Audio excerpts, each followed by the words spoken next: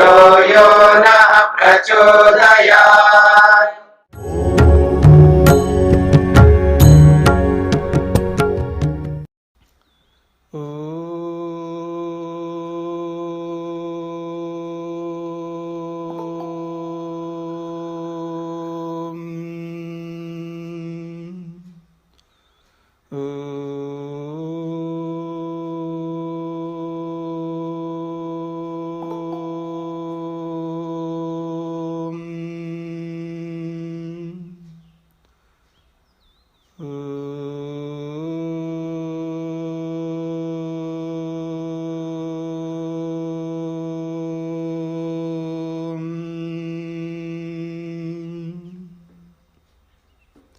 हाँ जी, छांदोग्य उपनिषद चतुर्थ प्रपाठक और 15वां खंड प्रारंभ होने जा रहा है।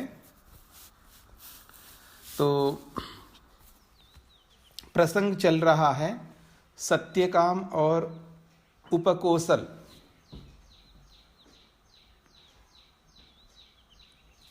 तीनों अग्नियों ने मिलकर के उपदेश कर दिया उपकोसल को, और पृथक पृथक अकेली एक एक अग्नि ने भी उपदेश कर दिया। उसके बाद वो आपके आचार्य आपको अंतिम उपदेश करेंगे, ऐसा बोल करके वो निवृत्त हो गई। अब आचार्य आ गए हैं और आचार्य ने कहा कि ऐसा लगता है कि आप ब्रह्मविद के समान दिखाई दे रहे हो, यानी आपको कुछ उपदेश ऐसा किसी ने किया है जिससे ऐसा प्रतीत होता है कि आप ब्रह्म को जानने वाले बन गए हो। ये सारा प्रसंग आपने सुनी लिया है। फिर वो कहते हैं जो भी आपने उपदेश सुना है वो उपदेश जो है एक प्रकार से भौतिक है। अब मैं आध्यात्मिक उपदेश आपको करने जा रहा हूँ। ये बात पिछले प्रसंग में कही है सत्यकाम आचार्य ने। तो तस्मै ह उवाचा, अब वो आगे उपदेश कर रहे हैं 15वें खंड में। य एषो अक्षिणी पुरुषो दृश्यते एष आत्मेति ह उवाच एतद् अमृतम् अभयम् एतद् ब्रह्मेति। तद यद अपि अस्मिन् सर्पिः वा उदकं वा सिंचति वर्त्मनि एव गच्छति। उदाहरण के साथ में ब्रह्म का उपदेश कर रहे हैं आचार्य सत्यकाम उपकोसल को। वो कहते हैं यह एषः अक्षिणी पुरुषः दृश्यते। ये जो आपकी आँख है, जो आपकी आँखें हैं, उस आँख में पुरुष दिखाई दे रहा है। ये पीछे भी एक प्रसंग आया था, अब दोबारा उसी प्रसंग को अपने ढंग से यहाँ पर बताया जा रहा है। ये जो आपके ये जो दोनों आँखें हैं, इनमें से जब हम किसी को देखते हैं तो आँखों की ओर ज़्यादा देखते हैं, हमारा आकर्षण आँखों के प्रति रहता है। ऐसा लगता है आँख में से आत्मा देख रहा हो। और पीछे के प्रसंग में भी आपने सुना था कि आत्मा स्थान बदलता रहता है, तो अलग अलग स्थानों में रहता है। तो आँख में भी कभी आता है, कभी कंठ में रहता है, कभी हृदय में जहाँ समाधि लगती है वहाँ उस स्थान पर जाता है। और शास्त्रों में जब ध्यान करने का प्रसंग आता है तो जहाँ जहाँ ध्यान किया जाता है वहाँ वहाँ आत्मा पहुँच जाता है। तो ये जो आँख में पुरुष दिखाई दे रहा है वो आत्मा है, वो पुरुष जो है वो आत्मा है। अब यहाँ आत्मा से जीवात्मा भी ले सकते हैं, परमात्मा भी ले सकते हैं, पर यहाँ प्रसंग चल रहा है परमात्मा का। तो अब आँख में आत्मा दिखाई दे रहा है, तो वो आत्मा जीवात्मा यदि है तो वो परमात्मा कैसे हो सकता है, ये किसी के मन में बात आ सकती है। तो यद्यपि परमात्मा तो सर्वत्र व्याप्त है, सभी जगहों पर है, ऐसा कोई स्थान खाली जगह नहीं है जहाँ परमात्मा ना हो, कोई स्पेस ऐसा आपको मिलेगा नहीं जहाँ परमात्मा ना हो, सर्वत्र विद्यमान है परमात्मा। और जैसा कि मैंने आपके सामने अनेक बार बोला है, परमात्मा का जब कभी भी योगाभ्यासी समाधि लगाकर जब दर्शन करेगा तो वो अपने में ही परमात्मा का दर्शन करेगा, ये याद रखना। क्योंकि आत्मा ही परमात्मा का दर्शन करेगा, और तो कोई दर्शन करने वाले है ही नहीं। आत्मा के अतिरिक्त सभी नॉन लिविंग थिंग्स हैं, जड़ पदार्थ हैं। तो जब आत्मा परमात्मा का दर्शन करेगा तो वो कहाँ करेगा? तो जहाँ ध्यान कर रहा है आत्मा, जहाँ आत्मा विराजमान है, जहाँ मन को एकाग्र करके ध्यान करता है, उसी स्थान पर समाधि लगती है और वहीं परमात्मा का दर्शन होता है। तो वहाँ पर जीवात्मा है, तो जीवात्मा जहाँ पर है वहीं परमात्मा का दर्शन होगा। या मैं ये कहूँ, जीवात्मा अपने में परमात्मा का दर्शन करता है, ऐसा भी आप कह सकते हैं। तो ये जो आंख में पुरुष दिखाई दे रहा है वो आत्मा है, अर्थात उस पुरुष में स्थित परमात्मा है। परमात्मा तो सर्वत्र विद्यमान है। तो इसलिए कहा है कि आत्मा इतिह उवाच, वो आत्मा है जो आंख में आपको पुरुष दिखाई दे रहा है। दिखाई दे रहा का मतलब आंखों से नहीं दिखाई देगा, ये तो एक अलंकारिक वर्णन है। आंख में जो आत्मा विराजमान है वो आत्मा परमात्मा है, जो आप आंख तो देख रहे हैं, आंख से सामने वाले के आंख को देख रहे हैं आप। जैसे आप मेरे को देख रहे हैं, मैं आपको देख रहा हूं, तो आंख से देखना तो रूप को दिखा रहा है, एक प्रकार से यूं कह सकते आप। एक प्रकाश दूसरे प्रकाश को प्रकाशित कर देता है। जैसे दीपक जो है वस्तुओं को प्रकाशित करता है, तो ऐसे ही एक प्रकाश दूसरे प्रकाश को प्रकट कर देता है। यदि बाहर का प्रकाश ना हो तो हम देख नहीं सकते।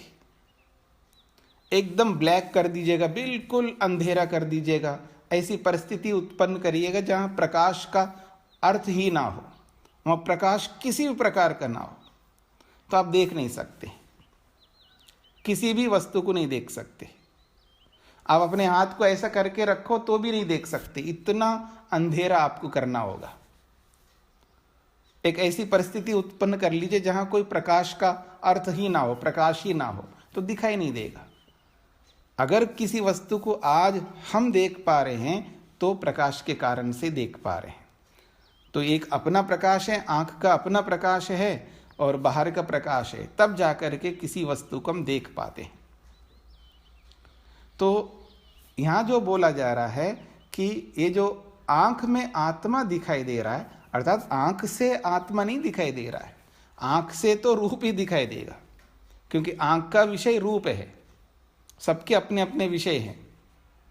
आंख जो है केवल रूप मात्र को ही देख पाता है या देख पाती है।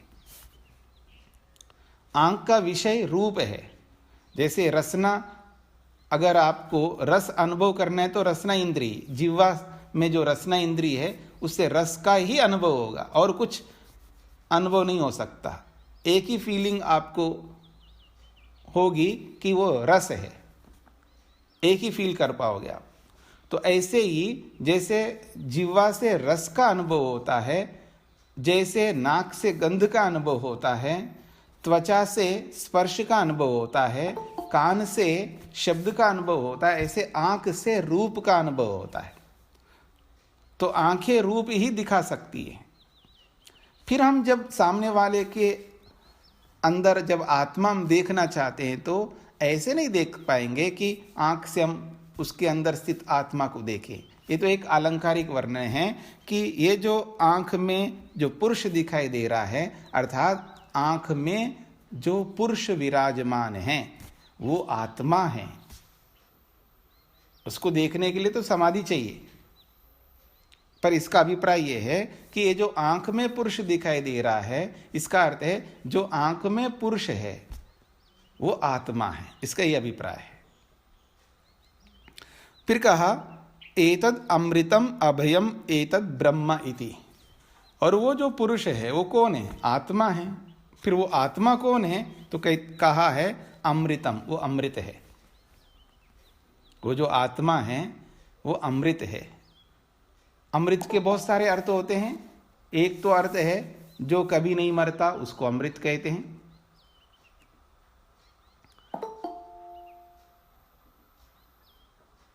जो कभी नहीं मरता, ना अमृता अमृता, जो समाप्त नहीं हो सकता, वो अमृत है।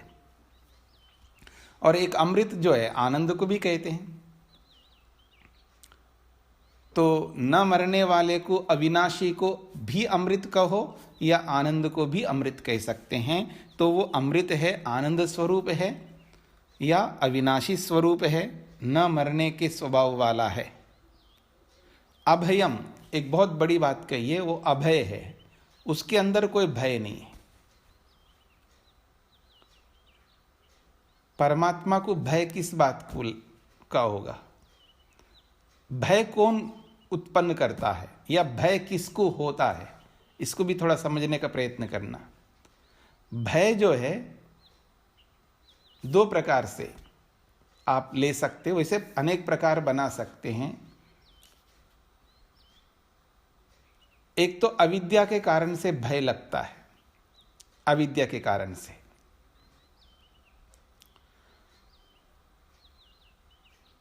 मेरी ओर देख रहे हैं ना आप लोग, कुछ लोगों को मैं दिखाई दे रहा हूं, आप ऐसा हो जाता है ना, आदमी डरता है। किससे?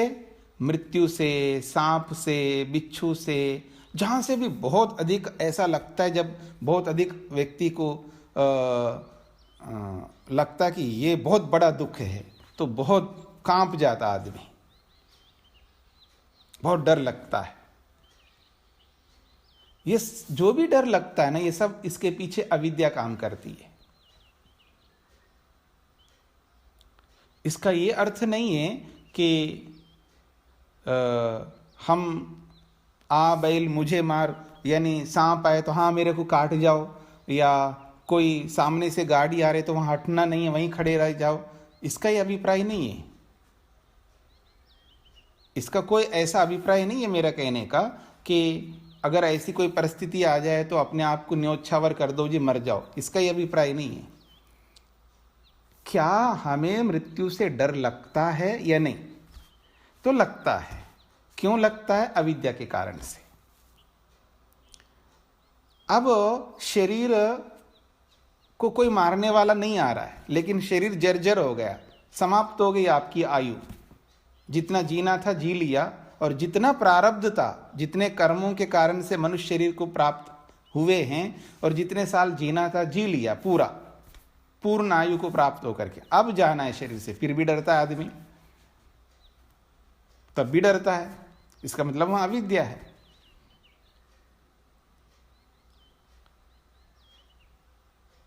एक तो अविद्या के कारण से डर लगता है। वैसे आप देखेंगे कि प्रवचन करना है, किसी को पहली बार बोलना है स्टेज के ऊपर खड़े होकर के, प्रवचन नहीं कुछ बोलना है, जो भी बोल सकता है, तो उसको भी डर लगता है। जो पहली बार बोलने जा रहा है तो उसको भी डर लगता है। वहां डर क्यों लग रहा है? शर्म आ रही है, कौन क्या सोचेगा, मैं बोल पाऊंगा नहीं बोल पाऊंगा, ठीक से प्रेजेंटेशन मेरा होगा नहीं होगा, ठीक से, ऐसा जो भी है उसको डर लगता है। तो शर्म के वजह से या लज्जा के कारण से या किसी न किसी वजह से उसको डर लगता है। कई बार अच्छा काम कर रहा होता है ना, उस अच्छे काम के लिए भी डरता है। ऐसे बहुत सारे प्रकार कर सकते हैं, परंतु उन सभी प्रकारों के पीछे अविद्या ही काम करती है। सबके पीछे अविद्या काम करती है। शर्म आ रहा है व्यक्ति को, पूछने में शर्म आ रहा है, प्रश्न करने में भी शर्म आता है आदमी को, नहीं मैं क्या ऐसा छोटा मोटा क्या पूछूं, उसको भी शर्म आती है ये बात। और नहीं मैं अगर पूछूंगा तो मेरा प्रश्न तो साधारण सा है, लोग हंसेंगे या पता नहीं क्या समझेंगे, तो जो कोई ना कोई कारण होता है उसको, उसके पास में बहुत सारे कारण ऐसे होते हैं, उसको शर्म आती है। ये सब अविद्या है, इन सबसे ऊपर उठना होता है। तो जो डर है वो किसी भी प्रकार का डर हो, उसके पीछे तो अविद्या काम करती है। यदि वो अविद्या मनुष्य में तो है, आत्मा में, यानी हम मनुष्य होने के कारण से हमें डर लगता है, लेकिन भगवान को किस बात का डर लगेगा? भगवान किससे डरेगा? उसके पास तो अविद्या है ही नहीं है। किसी भी प्रकार की अविद्या परमात्मा में नहीं है, किसी भी प्रकार की। कोई बहुत बड़ा आदमी होता है ना, बहुत बड़ा का मतलब बल से बड़ा है, तो निर्बल व्यक्ति डरेगा, उसके बल के कारण से डरता है। सबसे अधिक धनवान है, बहुत बड़ा धनवान है, और कम धन वाला उससे डरता है, उसको भय लगता है। हर योग्यता, जो भी स्किल आप ले सकते हो, कोई भी योग्यता हो, जो आपसे अधिक योग्य व्यक्ति है, योग्यता है उसके पास में, आपकी कम योग्यता है, तो भी आपको डर लगेगा।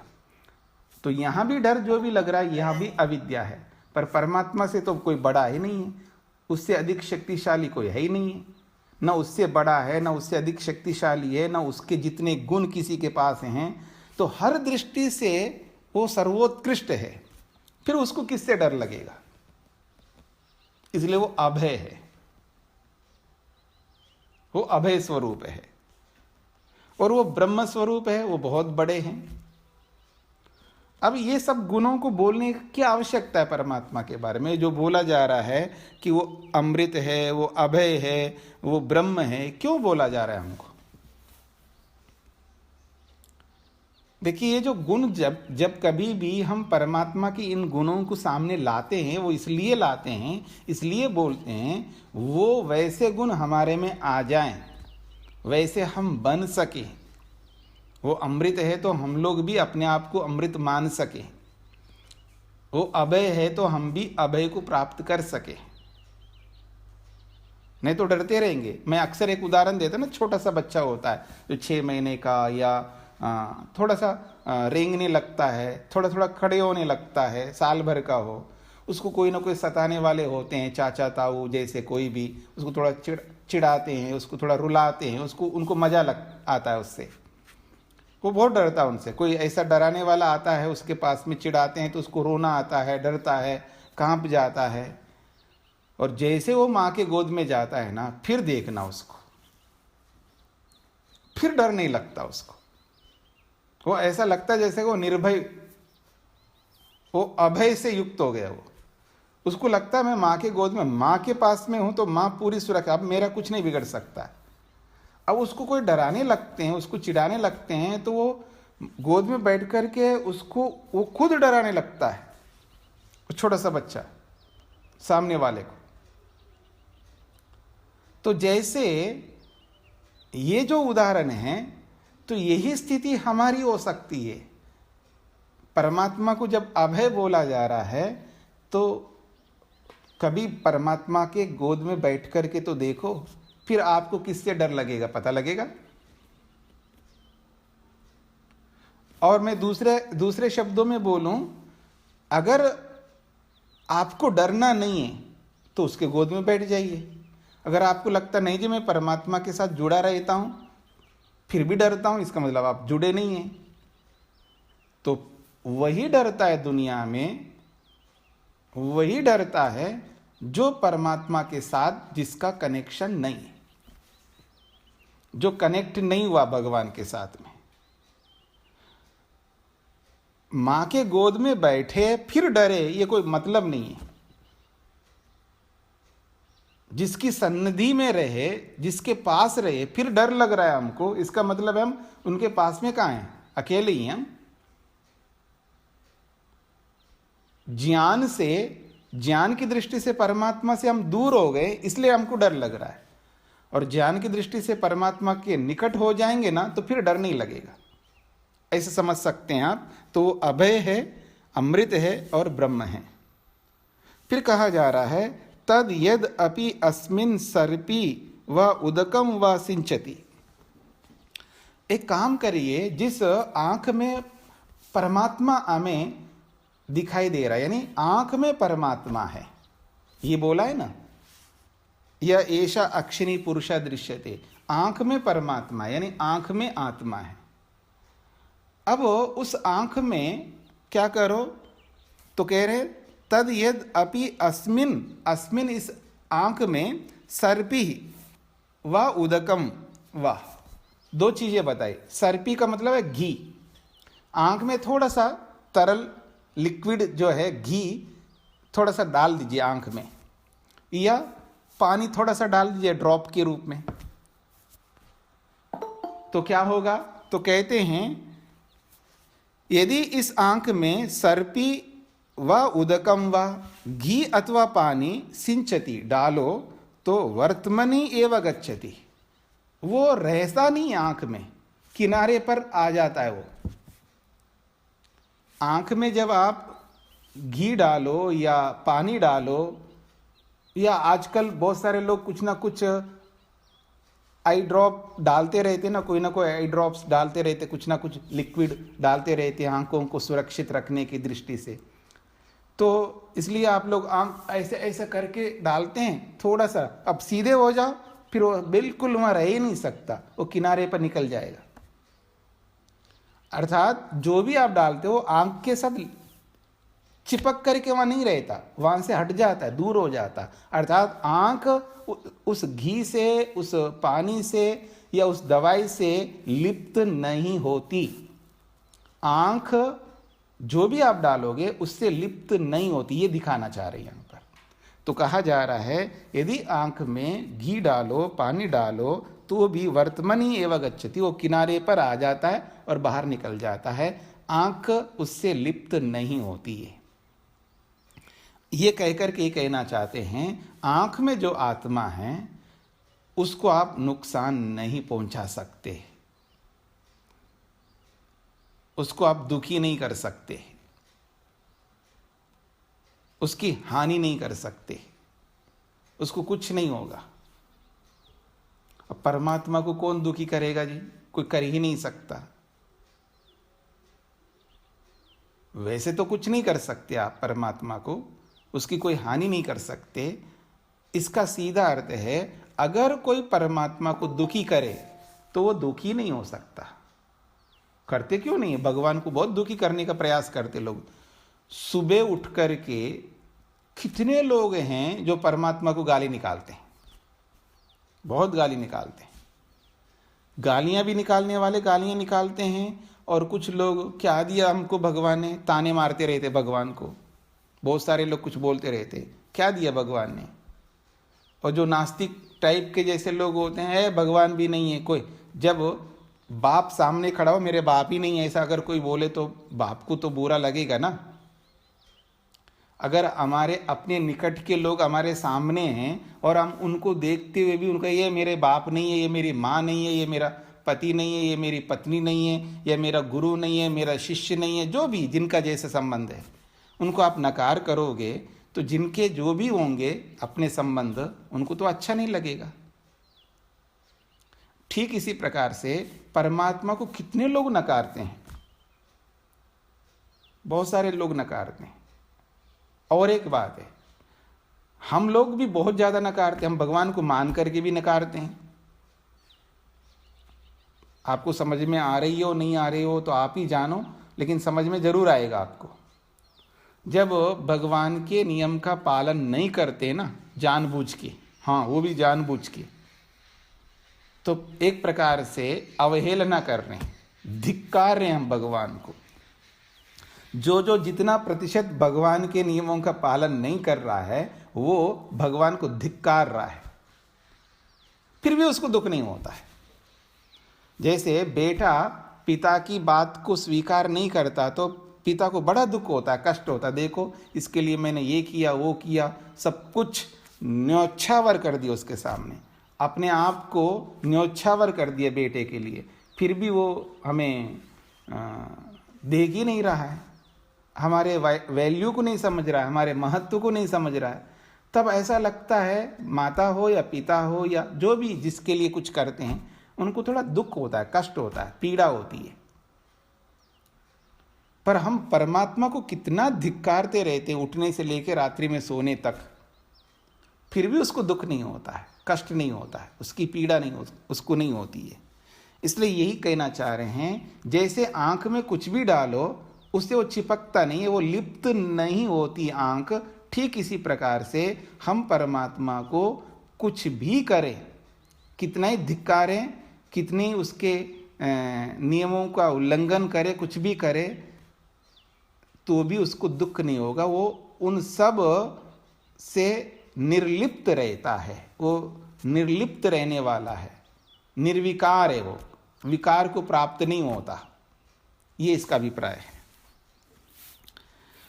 अब जो परमात्मा के इस स्वरूप को पहले श्लोक में जो बोला है, उसका एक नाम दिया जा रहा है, परमात्मा को एक नाम दिया जा रहा है, एतम संयद्वाम, एतम संयद्वाम इति आचक्षते, एतम ही सर्वाणि वामानि अभिसंयन्ति, सर्वाणि एनं वामानि अभिसंयन्ति य एवं वेद। तो कह रहे हैं एतम संयद वाम इति आचक्षते। एतम, ये जो परमात्मा है, जो आँख में रहने वाला परमात्मा है, जिसको अमृतम कहा है, अभयम कहा है और ब्रह्म कहा है, उसका एक नाम दिया जा रहा है, विशिष्ट नाम। क्या नाम है? संयद वाम। उसका नाम दिया है एक संयद वाम। ये संयद वाम नामक परमात्मा है। एतम ही सर्वाणि वामानि अभिसंयन्ति, क्योंकि एतम ही, इसी परमात्मा को, सर्वाणि वामानि, वाम कहते हैं अच्छाइयों को, उत्कृष्टताओं को, उत्तम कर्मों को, भद्र को, कल्याण को, शांति को, तृप्ति को, संतोष को, जो जो अच्छाइयाँ हैं या जिन जिन को हम चाहते हैं, उन सबको वाम कहते हैं, वाम। तो कहते हैं एतम ही सर्वाणि वामानि अभिसंयन्ति, इसी परमात्मा को सभी अच्छाइयाँ प्राप्त होती हैं, उसको बुराइयाँ प्राप्त नहीं होती है, उसको सब उत्कृष्टताएं, अच्छाइयाँ जो है उसी को, सारे भद्र उसी को प्राप्त होती हैं। इस बात को समझने का भी प्रयत्न करिएगा।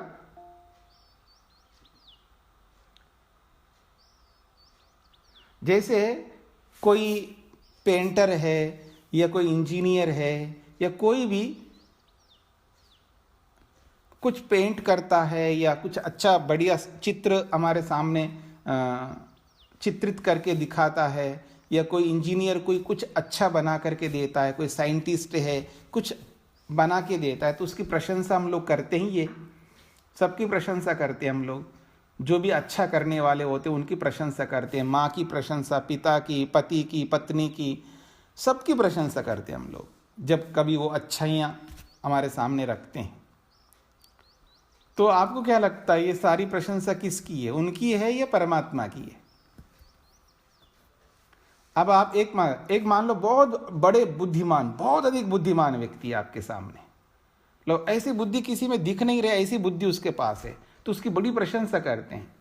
वो उस व्यक्ति की प्रशंसा हो रही है, उस बुद्धि की प्रशंसा हो रही है, बुद्धि की प्रशंसा हो रही है। वो बुद्धि किसकी है? उसकी तो है ही नहीं है, उसने तो बाहर से लिया है। क्योंकि आप जैसे वैसे मैं हूं, आप में और मुझ में रत्ती भर अंतर नहीं है। आप भी एक आत्मा, मैं भी एक आत्मा, सेम टू सेम है दोनों। जैसे किसी कंपनी से दो प्रोडक्ट बाहर निकल के आए ना, दो सामने आ गए हमारे सामने, तो वो दोनों सेम टू सेम होते हैं, एक जैसे होते हैं। अब भारत में जो गाड़ियां बहुत निकलती है ना, या तो ये मारुति गाड़ियां हैं, ऐसे ही टाटा की है, ऐसे मान लो मारुति कंपनी ने एक मॉडल निकाल दिया है और एक ही मॉडल की 10 गाड़ियां हमारे सामने रख दिया जाए, एक ही मॉडल है और कलर भी एक ही है, सब कुछ एक जैसा, तो एक जैसी है ना सारी गाड़ियां। तो ऐसे ही हम सब आत्माएं जो है सब एक जैसे हैं, हमारे कोई अंतर नहीं है। लेकिन किसी के जीवन में आपको देखेंगे बहुत बुद्धि है उसके पास में, किसी के पास नहीं है, तो उसने बुद्धि प्राप्त की है। बाहर से गेन किया उसने, बाहर से प्राप्त किया उसने, इसका मतलब उसकी बुद्धि तो है ही नहीं है।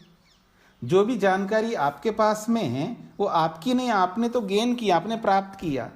मेरे पास जो जानकारी है मैंने भी प्राप्त की अपने गुरुजनों से, माता पिता से, जिनसे भी मैंने प्राप्त किया, उन्होंने भी किसी से प्राप्त किया। तो परंपरा से जाते जाते तो बुद्धि किसकी हुई? परमात्मा की हुई।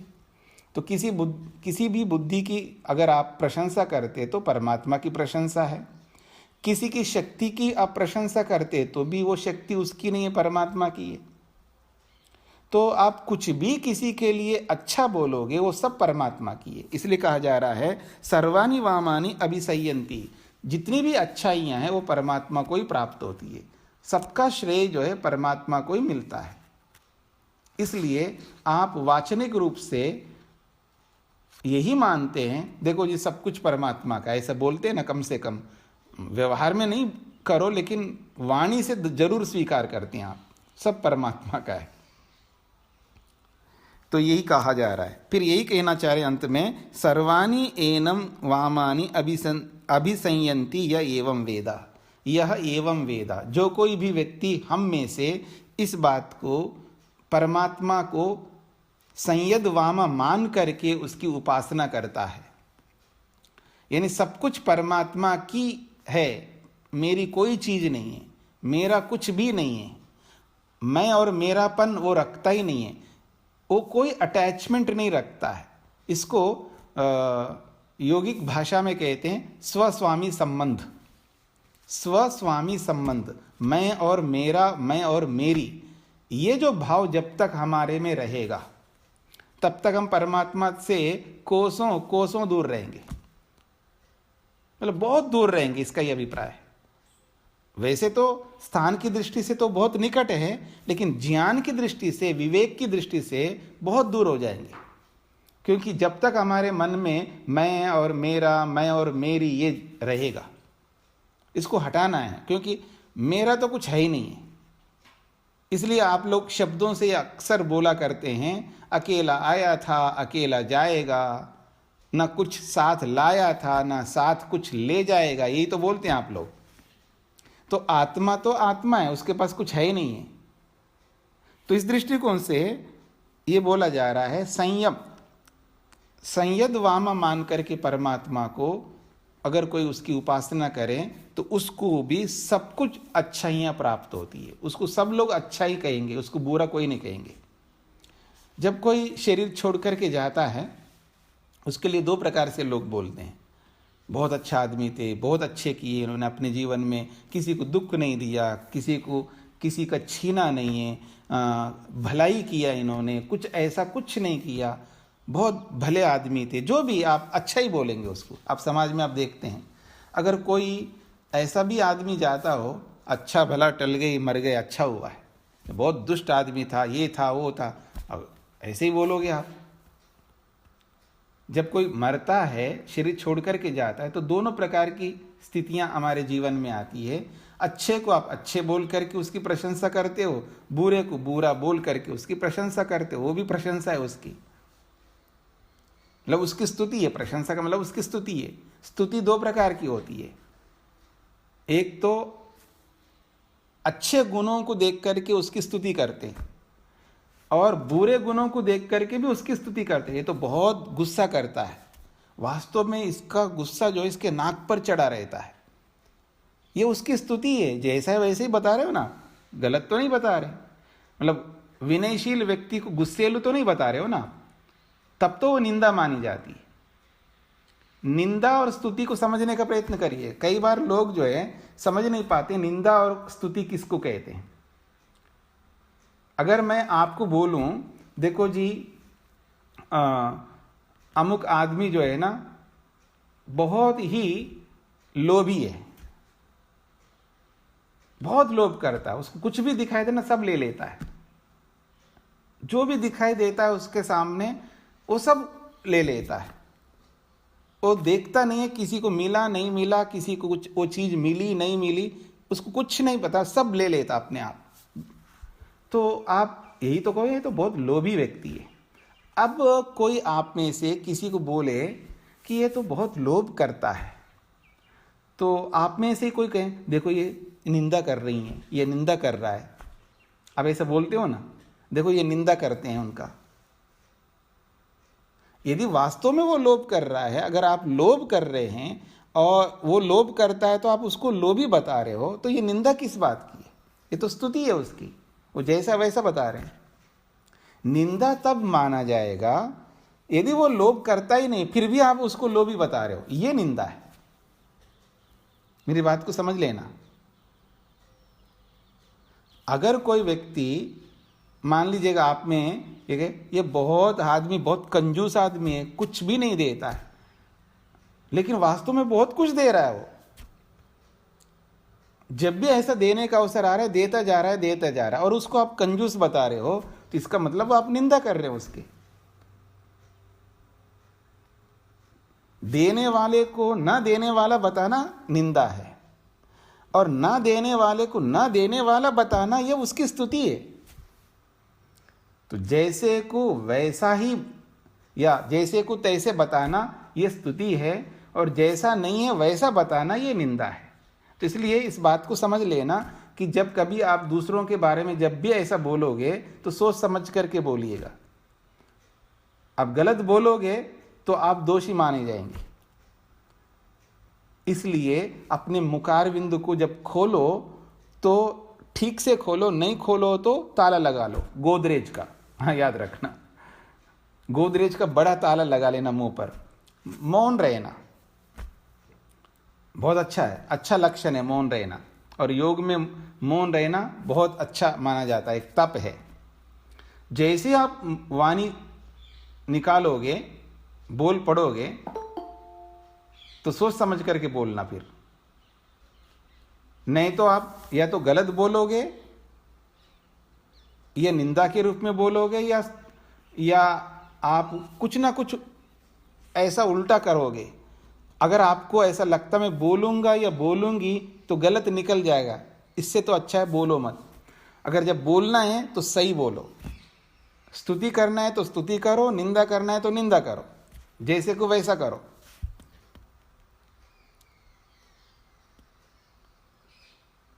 निंदा का मतलब है अगर दुष्ट को दुष्ट बोल दो तो वो स्तुति है उसकी, वो निंदा नहीं है। फिर अगर आप निंदा ही करना चाहते हैं, वास्तव में निंदा करना चाहते हैं, करो ना, फिर आपका पाप बनेगा। वो ऐसा हो या ना हो, पर हम पापी खुद बन जाएंगे। इसलिए किसी को बोलने से पहले ये सोच करके बोलना होता है हमें, मतलब स्टेटमेंट ऐसा दो उस स्टेटमेंट से आपका पाप ना बने। पहली बात, आपका स्वयं का पाप ना बने। अगर गलत को गलत बोलना है आपको, तो अब दूसरी बात बोला मैंने, उस गलत को गलत बोलते हुए स्तुति तो है वो, लेकिन अगर बोलते हुए आपके मन में द्वेष उत्पन्न हो रहा है तो भी हानिकारक है। मैं अब दूसरी बात बोल चुका हूं मैं आपको।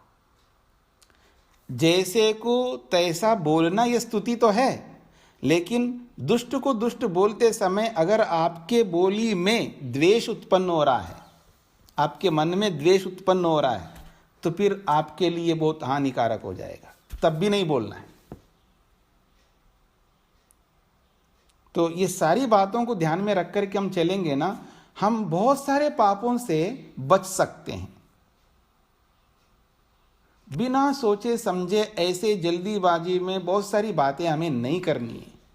अगर बात करनी है सोच समझ करके करिएगा और पूर्वापर को देख करके करिएगा, तो वाणी के जितने भी दोष हैं उनसे हम बचे रहेंगे। तो यहाँ यही कहा जा रहा है, उस व्यक्ति को सारी अच्छाइयाँ प्राप्त होती हैं जो उस परमात्मा को अच्छे रूप में स्वीकार करता है, उसको संयद वाम मान करके उसकी स्तुति प्रार्थना उपासना करता है। ये बात कही यहाँ पर। आगे बढ़ते हैं, तीसरा श्लोक। एषा उ एव वामनी एष ही सर्वाणि वामानि नयति, सर्वाणि वामानि नयति य एवं वेद। एष उ एव वामनी, अब जीवात्मा को बोला जा रहा है, जीवात्मा भी वामनी है। एष उ एव वामनी, ये जो आत्मा है, जीवात्मा है, इसको भी वामनी कहते हैं, अर्थात ये भी अच्छा है, अपने आप में शुद्ध स्वरूप है। याद रखना, आप सब अपने आप में शुद्ध हैं, पर शरीर के साथ जोड़ करके अपने आप को, मन के साथ जोड़ करके, इंद्रियों के साथ जोड़ करके अपने आप को अशुद्ध बना लेते हैं। इसलिए कहा जा रहा है एषउ एव वामनी, ये जो आत्मा है ये वास्तव में वामनी है, इसका एक नाम है वामनी। एष ही सर्वाणी वामानि नयति, यही सारी अच्छाइयों को प्राप्त कर सकता है।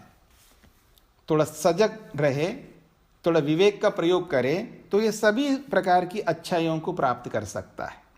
सर्वाणी वामानि नयति य एवं वेदा, और जो कोई भी व्यक्ति अपने आप को वामनी मान करके, अपने आप को शुद्ध, निर्मल, पवित्र, निर्लिप्त मान करके यदि जीना जी ले तो सब वैसे दिखाई देगा। आप मेरी ओर देखिए एक बार, एक आदमी घूस लेता है ना, घूस, और जब सामने वाला कोई आकर के देखो जी मैं घूस नहीं लेता हूं, उसको नहीं बैठेगा मन में, अच्छा ऐसे कैसे हो सकता है, ये कह रहा घूस नहीं लेता है। क्यों? क्योंकि स्वयं घूस लेने वाला होता है ना, सामने वाले को घूसखोर ही दिखाई देगा। एक झूठ बोलने वाला है, जब अवसर आता है ना, जब अवसर आता है अवसरवादी बन करके झूठ बोलता रहता है। अब कोई सामने वाला, नहीं जी भगवान की कृपा से मैं झूठ नहीं बोलता हूं, ऐसा कोई बोले ना उसके सामने, वो मानने को स्वीकार ही नहीं होगा। उसको 3 काल में ये बात समझ में नहीं आए कि ये नहीं हो सकता कि ये झूठ नहीं बोलता हो। क्यों? वो खुद झूठ बोलता है, इसलिए वो कैसे स्वीकार करेगा। एक टैक्स की चोरी करता है, इनकम टैक्स की, सेल टैक्स की, जो टैक्स होते हैं चोरियां करता है इस रूप में। और जो कोई सामने वाला कोई व्यापारी आ जाए, बिजनेसमैन आ जाए, वो बोले जी मैं भगवान की कृपा से मैं सारे टैक्स देता हूं जी, मैं कोई टैक्स की चोरी नहीं करता, उसको समझ में ही नहीं आएगा। तो वो जैसा अपने आप को देखता है वो सामने वाले को वैसे देखने लगता है, इसलिए वो आदमी बहुत सारे गलत कर्म करने लगता है, बहुत सारे पापों को अपने हाथों से करने लगता है। अब इसका उल्टा देखिएगा, अपने आप को ये समझ लो कि, समझ लो का मतलब है ऐसा नहीं कि गलत होकर के अच्छा समझ लो, मैं ये नहीं कहना चाह रहा हूं। आप अपने आप को अच्छा बना लो, अपने आत्मस्वरूप को समझ लो और अपने आप को शुद्ध, निर्मल, निर्लिप्त मान लो, तो सब सामने वाले भी वैसे दिखाई देंगे। तो उसके साथ जब हम व्यवहार करेंगे बहुत अच्छा करेंगे, गलत व्यवहार नहीं कर पाएंगे।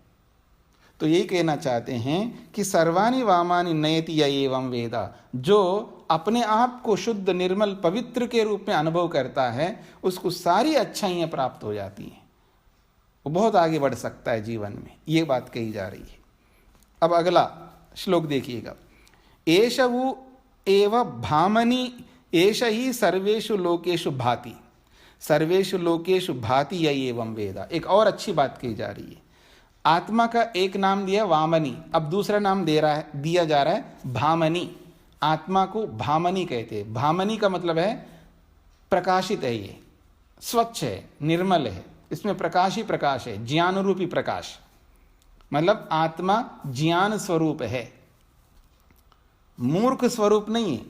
अपने आप में आत्मा में ज्ञान है, मूर्खता नहीं है। मूर्खता तो बाहर से हम गेन करते हैं, शरीर के साथ जोड़ करके अपने आप को मन के साथ, इंद्रियों के साथ और जड़ वस्तुओं के साथ अपने आप को जोड़ करके हम लोग मूर्ख बन जाते हैं।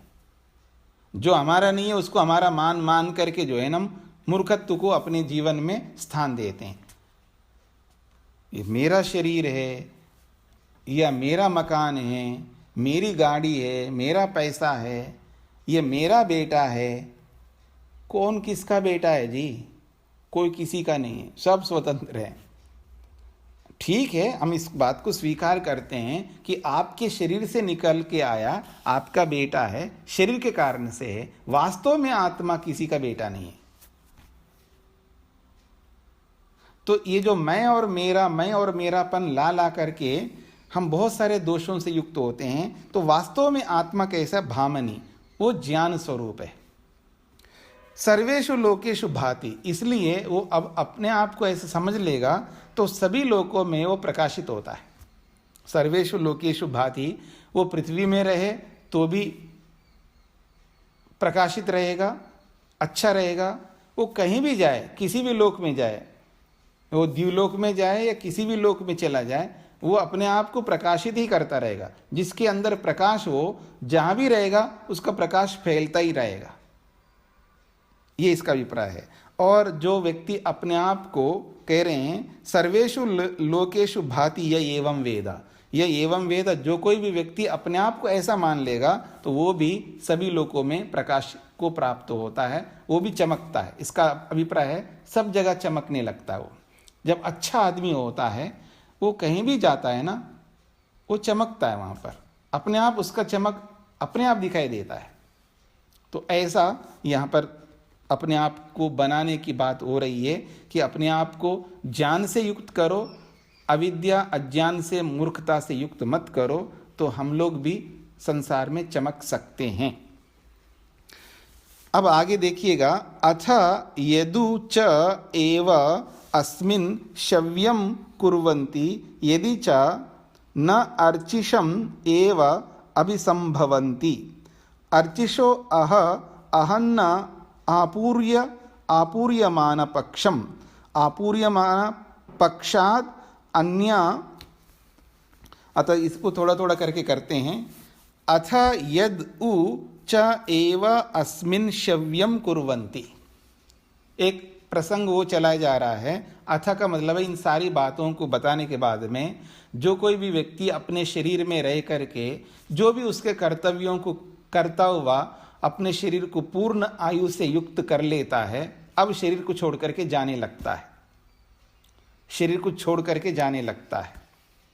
तो जब वो जाने लगता है तो उसके विषय में यहाँ पर प्रसंग आ रहा है इस 5वें श्लोक में। तो अथ यद उ च एव अस्मिन् शव्यम कुर्वन्ति, शव्यम कहते हैं शव्यम, शव से संबंधित कर्म, एक होता है शव और एक होता है शव्य। तो ये शव्यम कर्म है, अर्थात शव से संबंधित कर्म। अब जो शव हमारे सामने है तो उससे संबंधित क्या कर्म होंगे? जो उसको जलाएंगे, यही कर्म होगा उसका, उससे अधिक कोई कर्म ऐसा होता नहीं है। मरने के बाद एक ही काम बचता है, उसको जलाना, जलाना ही कर्तव्य है, उसके बाद कोई कर्तव्य नहीं बचता। इसलिए महर्षि स्वामी दयानंद कहते हैं अगर कोई शरीर छोड़ करके जाता है तो उसको जला दो। और कैसे जलाना, वो सारी बातें लिखी है वहाँ पर, आप लोगों को भी पता है। अब जलाने के बाद में अधिक से अधिक आप घर पे आकर के फिर एक यज्ञ कर सकते हो शुद्धि की दृष्टि से, बस इसके अतिरिक्त और कोई कर्म नहीं बचता। और फिर भी लोग तीसरा दिन, चौथा दिन और 10वां दिन, 12वां दिन, वो दिन, ये दिन, पितरों के लिए ये करो वो करो, जो भी करते रहते हैं, ये सब कोई कर्तव्य है नहीं। तो यहाँ कहा जा रहा है अथ यदु उ च एव अस्मिन् शव्यम कुर्वन्ति, यदि शव से संबंधित कर्म करते हैं, यदि च न, यदि नहीं करते हैं, यानी उसको जलाते हैं अथवा नहीं जलाएं, दोनों कर सकते हैं हम लोग, जला भी सकते और नहीं भी जला सकते, बहुत बड़ी बात है। तो नहीं जलाने का मतलब समझ लीजिएगा, अगर मर गया कोई व्यक्ति और उसको तुरंत ले जा करके किसी हॉस्पिटल में दे दिया जाए, बड़े हॉस्पिटल में, तो बहुत उपकार हो सकता है उस शव का। मतलब शव के माध्यम से बहुत सारे डॉक्टर्स सीख सकते हैं बहुत कुछ प्रैक्टिकल, वहाँ दान कर देते हैं। बड़े बड़े हॉस्पिटल में ले जा करके पहले से लिखवा लेते हैं, मरने से पहले अगर मैं मर जाऊं तो मेरे शरीर को हॉस्पिटल में दान कर देना, ताकि उनके उपयोग में आ जाएगा। तो या तो जलाओ या किसी हॉस्पिटल में दान करके आ जाओ। तो शव्य कर्म करना नहीं पड़ेगा, दाह संस्कार वो ये कुछ करना नहीं पड़ेगा, ये कहना चाहते हैं।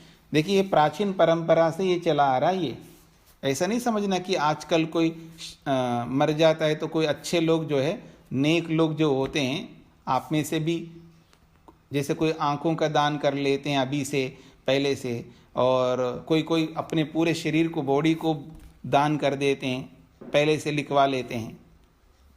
तो ऐसे ही यहाँ पर कहा जा रहा है यदि शव्य कर्म करते हैं, यदि च न, यदि नहीं करते हैं, अगर मान लो दाह संस्कार नहीं किया है तो वो आत्मा, वैसे तो शरीर छोड़ते ही आत्मा तो चला गया, आत्मा तो अपने गति के अनुसार जैसे उसके कर्म में वो पहुंचता जाएगा। तो कहते हैं अर्शिषम, अर्शिषम वो सबसे पहले किरणों को प्राप्त होता है, ये बात कही जा रही है।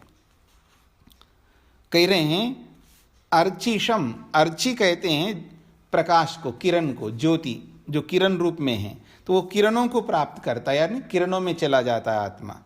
तो अर्चिषम एव अभिसंभवंती, वो किरणों को प्राप्त होती हैं आत्माएं जितने भी शरीर को छोड़ करके जाते हैं। फिर कहा अर्चिष अह, किरणों के माध्यम से वो दिन को प्राप्त होते हैं, दिन को। अहन्नः आपूर्वमान पक्षम, और दिन से शुक्ल पक्ष को या कृष्ण पक्ष को यानी 15 दिन को प्राप्त होते हैं। यानी कोई आत्मा शरीर को छोड़ करके जाता है तो पहले किरण में, किरण से दिन को, दिन से फिर पक्ष को 15 दिन, जो पूर्णमासी या अमावासी जो बोलते हैं, उसको प्राप्त होता है। फिर कहा है आपूर्वमान पक्षात यानी अवं उद्येति मासाः तानि,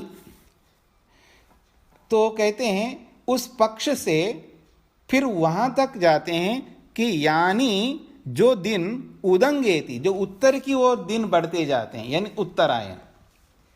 जैसे दिन बढ़ता जाता है ना, जब सूर्य उत्तर की ओर सरकने लगता है, आप आकाश में देखेंगे सूर्य कभी सामने, बिल्कुल सामने से उदय हो रहा होता है, थोड़ा थोड़ा बदलता बदलता या तो इधर उत्तर की ओर जाता है या ऐसे दक्षिण की ओर जाता है। जब दक्षिण की ओर जाने लगता है तो दक्षिणायन होता है, उत्तर की ओर जाने लगता है तो उत्तरायण होता है। तो 15 दिन के बाद में फिर वो 6 महीने को प्राप्त होता है, यानी वो उत्तरायण को प्राप्त होता है या दक्षिणायन को प्राप्त होता है, ये बात कह रहे हैं। फिर मासेभ्य संवत्सरम, फिर 6 मास के बाद में वो 1 वर्ष को प्राप्त होता है। संवत्सराद आदित्यम, संवत्सर से वो आदित्य को प्राप्त होता है, यानी सूर्य तक पहुंचता है वो। और आदित्य चंद्रमसम, फिर आदित्य से चंद्रमा को प्राप्त होता है। चंद्रमसः विद्युतम, चंद्रमा से लेके फिर विद्युत में पहुंच जाता है। तत्पुरुषो अमानव, वही पुरुष जो है अमानव, अमानव का मतलब है वो अब मनुष्य नहीं बनेगा, वो सीधा मुक्ति में जाएगा। ये मुक्ति में जाने वाले के लिए ये सारी बातें कही जा रही है। मुक्ति में जाने वाला किस तरह जाता है उसको यहाँ दर्शाने का प्रयत्न किया है। जो मुक्ति में जाने वाला होता है उसको आप जलाओ ना जलाओ कोई फर्क नहीं पड़ेगा, मतलब नहीं जलाओ, उस शरीर को आप किसी हॉस्पिटल में दे दो अथवा जला दो, उससे कोई फर्क नहीं पड़ेगा। आत्मा तो पहले किरणों को प्राप्त होगा, किरणों से दिन को, दिन से 15 दिन को, 15 दिन से वर्ष, 6 महीने को, 6 महीने से वर्ष को, वर्ष से आदित्य को, आदित्य से चंद्रमा को, चंद्रमा से विद्युत को, और विद्युत से जो है वो पुरुष जो है अमानव हो जाता है, अर्थात अब उसका अगला जन्म नहीं हो सकता। ये केवल एक अलंकारिक दृष्टि से समझाने के लिए बोला जा रहा है, यानी वो परमात्मा का आनंद ले रहा होता है, वो मुक्ति में रह रहा होता है, यानी शरीर छूटते ही बस उसकी मुक्ति है, मुक्ति में जाता है। अब आप एक बात बताइए, मुक्ति में जाता का मतलब है जाना कहाँ जा रहा है? कोई अलग स्थान है, कोई स्थान विशेष है क्या मुक्ति? मुक्ति में जाता है का मतलब, जैसे मैं दिल्ली जाता हूं, इसका मतलब मैं आज गुजरात में हूं, गुजरात को छोड़ करके दिल्ली जाऊंगा। हाँ जी, पिताजी कहाँ गए? वो जी गए जी।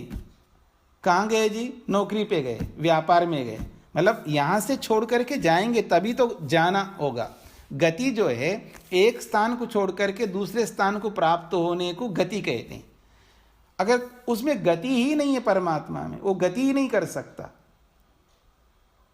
तो परमात्मा तो ऐसा है। और दूसरी बात है, आत्मा मुक्ति में जाता है तो वो कहाँ कोई स्थान विशेष में तो जाएगा नहीं, परमात्मा तो सभी जगह। तो यहाँ पर भी तो है परमात्मा, जहाँ पर हम लोग हैं यहाँ पर भी परमात्मा है, तो परमात्मा में ही रहेगा, कहीं भी रह सकता है। अब वो कहाँ रह सकता है कुछ तो आपको बताना पड़ेगा ना, तो वो बताया जा रहा है यहाँ पर।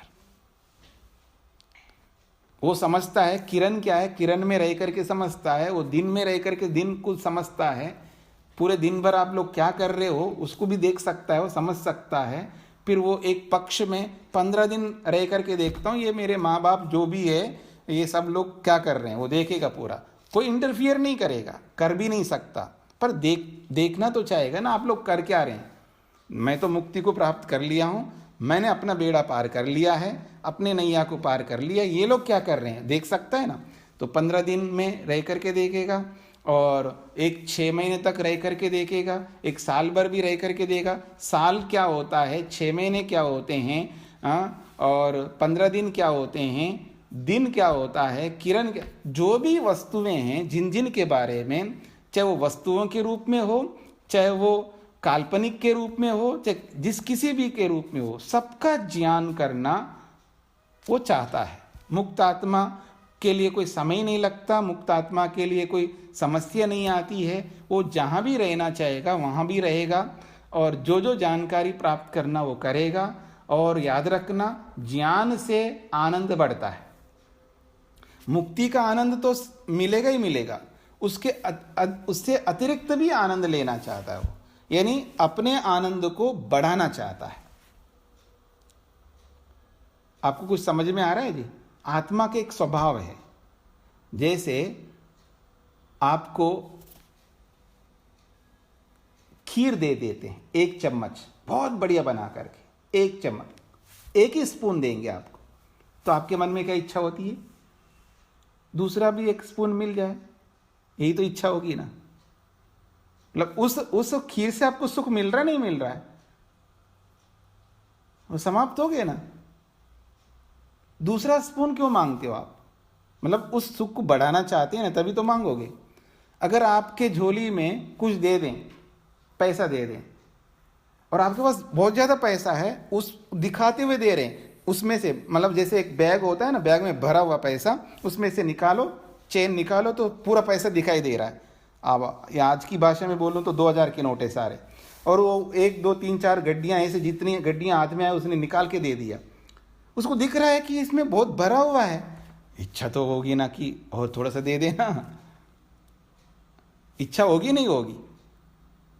तो आपको जो भी मिले उसको बढ़ाना आप चाहेंगे, यह आत्मा का एक स्वभाव है। तो ऐसे ही मुक्त आत्मा का भी यही, आत्मा तो आत्मा, चाहे यहाँ रहे चाहे वहाँ रहे, स्वभाव तो रहेगा। अगर आनंद बढ़ सकता हो तो बढ़ाना चाहिए नहीं बढ़ाना चाहिए, आप ही बताइए। बढ़ाना चाहिए, बढ़ाना चाहिए।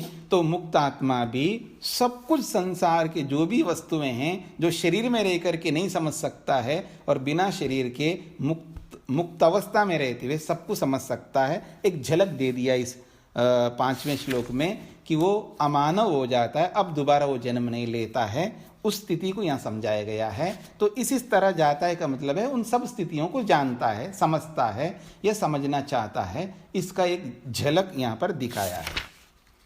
एक अंतिम श्लोक को समझ लीजिएगा। स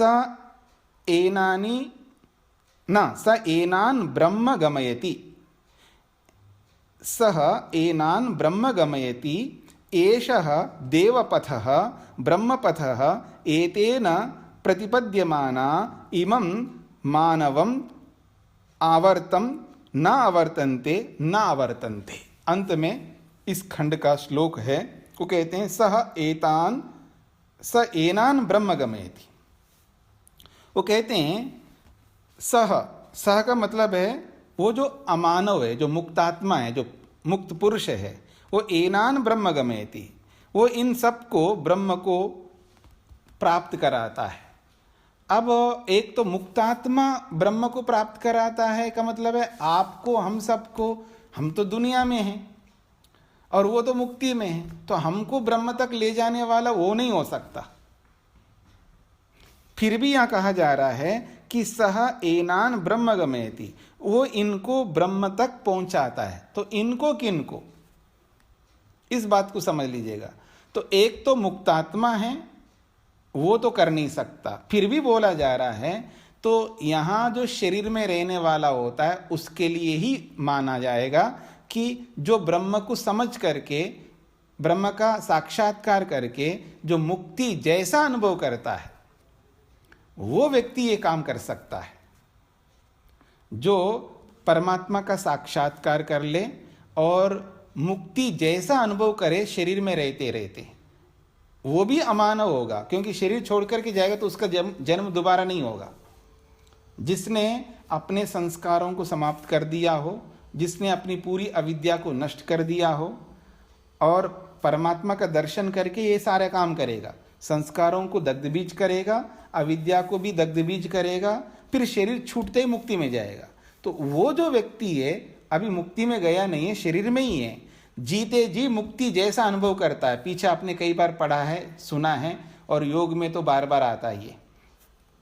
तो शरीर में रहते हुए ही मुक्ति जैसा जो अनुभव करता है वो बाकी लोगों को ब्रह्म तक पहुंचाने का काम करता है, ऐसा इसका अर्थ लेना है। तो स एनान ब्रह्म गमयति, एषा देवपथ, और ब्रह्म तक पहुंचने के लिए जो मार्ग है, इस मार्ग का नाम दे रहे हैं देवपथ। ये देवों के द्वारा जाने योग्य मार्ग है। हर मार्ग में हर कोई नहीं चल सकता। जब मैं पहली बार जब अमेरिका गया था तो मैंने पूछा कि ये जो लेन है इसमें कोई कोई गाड़ी जाती है, इसमें सब क्यों नहीं जा रहे हैं? तो कहने नहीं, यहाँ नियम है, इस लेन में वही जा सकता जिसकी गाड़ी में एक से अधिक लोग हों। वहाँ एक ऐसी सुविधा दी है कि इस लेन में वो जा सकता है कि जिसकी गाड़ी में अधिक लोग बैठे हों। एक व्यक्ति बैठेगा तो उस लेन में जा ही नहीं सकता वो। मतलब क्या है? तो ये कहा कि एक एक आदमी जब एक एक गाड़ी लेके जाएगा तो प्रदूषण ज़्यादा बढ़ेगा, ट्रैफिक बढ़ेगा। तो जब आपके पास में ये विकल्प है, आप एक गाड़ी में बैठ करके जा सकते हैं, तो आप अलग अपना अपना गाड़ी क्यों लेके जा रहे हो? तो उसके लिए वो सुविधा नहीं देते हैं। एक ही आदमी गाड़ी चला के जा रहा है तो उसका दूसरा लेन होगा, और उस लेन में वो जा सकता है जिसमें कम से कम दो बैठे हों या अधिक भी बैठे हों, तो उस लेन में जा सकते, थोड़ा जल्दी जाएगा वो। हमने कहा बड़ा अच्छी बात है, वो एक अलग मार्ग बना दिया उन्होंने। ऐसा मतलब केवल अमेरिका में बना हुआ ऐसा नहीं, कनाडा में भी ऐसा है और देशों में भी हो सकता है। तो कहने का अभिप्राय है एक लेन अलग बढ़ा दिया उसके लिए। तो ठीक इसी प्रकार देवपथ, इस मार्ग पर वही जा सकता है जो देव होता है। हाँ जी, अब आपका कौन सा मेरा कौन सा मार्ग है आप ही लोग हम ही लोग समझ लेंगे, लेकिन देवपथ में जाने के लिए हमको देव बनना पड़ेगा। तो ये देवपथ मार्ग है।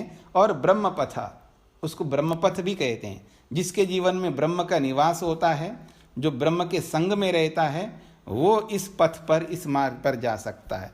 एतेन प्रतिपद्यमाना, इसी मार्ग से आगे बढ़ता हुआ, इसी मार्ग से आगे पहुंचता हुआ, इमं मानवम आवर्तम नावर्तन्ते, ये जो मानव है, ये जो मनुष्य सृष्टि है, इस मनुष्य सृष्टि से दोबारा ना, इस आवर्त से, आवर्त का मतलब है इस आवागमन से, न आवर्तते न आवर्तनते, दोबारा नहीं लौट के आ सकते। इसमें दोबारा न आवर्तनते बोला इसलिए क्योंकि खंड की समाप्ति हो रही है। तो कह रहे हैं एतेन प्रतिपद्यमाना, इसी देवपथ ब्रह्मपथ मार्ग से आगे जाता हुआ, इमं मानवम, इस मानव को, ये जो शरीर में रहने वाला मनुष्य है, इस मानव को या इस मनुष्य सृष्टि को, तो आवर्तम, क्योंकि ये आवर्त है यानी बार बार लौटाने वाला है, क्योंकि सृष्टि जो है हमेशा आत्मा को बार बार लाने के लिए बनती है। सृष्टि बन रही है इसका मतलब है आत्मा को आना पड़ता है, इसलिए सृष्टि बन रही है। और योग जब आप में से जिन्होंने भी पढ़ा है, जो मुक्ति को सिद्ध कर लेता है यानी मोक्ष को सिद्ध कर लेता है, उसके लिए सृष्टि बनती ही नहीं। उसके लिए एक सूत्र भी बनाया योग दर्शन में। योग दर्शन में एक सूत्र पर्टिकुलर उसके लिए बनाया है, जिसने अपने प्रयोजन पूरा कर लिया हो तो सृष्टि उसके लिए क्या मान्य रखती है। तो उसने कहा उसके लिए सृष्टि बनती ही नहीं है। फिर कहते हैं नष्टमपि अनष्टम अन्य साधारणत्वात्, ऐसा एक सूत्र है योग दर्शन में कि वो मुक्तात्मा के लिए तो नष्ट है, उसके लिए तो सृष्टि बनती नहीं है। अर्थात उसके लिए सूक्ष्म शरीर नहीं बनेगा, उसके लिए स्थूल शरीर नहीं बनेगा, अर्थात उसके लिए सृष्टि बनेगी नहीं। और जो जिन्होंने मुक्ति दशा को प्राप्त नहीं किया उनके लिए तो सृष्टि बनती रहेगी बार बार, लेकिन उस मुक्त आत्मा के लिए सृष्टि नहीं बनेगी। तो यही बात कही जा रही यहाँ पर, इमम मानवम आवर्तम, ये जो मानव शरीर है, ये जो आवर्त है यानी बार बार आवागमन करने वाली जो सृष्टि है, इस सृष्टि में ना आवर्तनते, ये जो देवपथ में चलने वाले लोग हैं वो लौटकर वापस इस सृष्टि में नहीं आते हैं, अर्थात लंबे काल तक नहीं आते, इसका ये अभिप्राय लेना चाहिए। तो इस प्रकार से इस खंड को पूरा किया गया है। तो देवपथ ब्रह्मपथ गामी हमें बनना है, हमें देवपथ पर चलना है, ब्रह्मपथ पर चलना है, दूसरे पथ पर हमें नहीं चलना है, ये इसका अभिप्राय है। तो आपका थोड़ा समय ज़्यादा हो गया है, खंड को पूरा करना था इसलिए कर लिया है, तो इसको यहीं पर विराम देते हैं। किसी को कोई विशेष बात बोलनी हो तो आप बोल सकते हैं, नहीं तो इसको समाप्त करते हैं। स्वामी जी जी, आपने ये जो मुक्त आत्मा है उसका ये रूट बताया था, यहाँ से प्राण छोड़ के उधर जाता है, तो जो हमारे जैसे आदमी है जो मुक्त आत्मा उस मुक्ति में नहीं जाएंगे, तो उनका क्या रूट होता है शरीर छोड़ने के बाद? इधर शरीर छूटा उधर दूसरे में प्रवेश तुरंत। अच्छा, में लिखा था कि ये आत्मा भी चंद्रलोक सूर्यलोक में जाती है। हाँ, मतलब ऐसे ना ऑप्शंस भी होते हैं ना, कोई रेयर में कोई ऐसा आत्मा हो आप में से कि आपने इतने अच्छे पुण्य कर्म किए हों और इतने नेक कर्म किए हों, अगर आपके लायक कोई कपल तैयार ना हो तो क्या करेगा भगवान? भगवान के हाथ में तो है ही नहीं, कर्म करने तो हमारे हाथों में है। अगर आप में से या कोई भी ऐसी कोई आत्मा पुण्यात्मा इस शरीर को छोड़ करके जा रही है, बहुत नेक काम किए हैं, बहुत उत्कृष्ट काम किए, अब उनके अनुरूप माँ बाप जब तक कपल ऐसा ना मिले तो परमात्मा क्या करेगा? उसको वेटिंग लिस्ट में रखेगा, वेट करके रखेगा, तो घुमाता रहेगा इसी सृष्टि में, मतलब रखेगा ऐसे वेटिंग में रखेगा। और जब ऐसा कोई आप में से कोई आपकी पोती या पोता कोई ऐसे बड़े नेक कर्म करने वाले तैयार हो जाएं, फिर आपके यहाँ भेज देगा, जब तक नहीं होंगे तब तक रखेगा ऐसे ही। तो ये विकल्प है, नहीं तो इधर शरीर छूटा और उधर तुरंत तैयार है। बहुत लोग बैठे हैं पहले से, इधर शरीर छूटता है उधर तुरंत, इसलिए दोनों प्रमाण आते हैं शास्त्रों में, इधर छूटा उधर प्रवेश, एक ऐसा भी आता है और एक ऐसा भी आता है, वो उसको वेटिंग में रखता है।